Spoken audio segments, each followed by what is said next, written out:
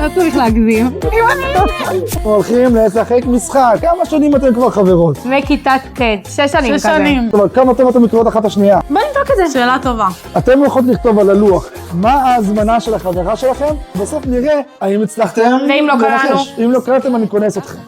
רוצים גם להשתתף? כל הפרטים בסוף הסרטון. קיצור, מה הדילמה שלך? כאילו חושבת שהיא תלך על הצ'יז/בורגר, כאילו עכשיו מתפרעת. נראה לי אני הולכת על זה. יאללה.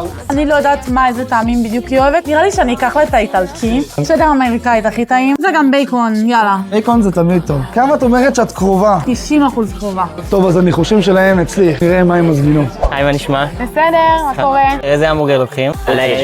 טוב, יש לנו פה את האיטלקי עם הבושה והצרפתי בביצתיים. ימי. איזה שירות, אהבתי. זה הרגע לחשוף את התשובות שלכם. צ'יז נכון, תמיד לוקחת את זה?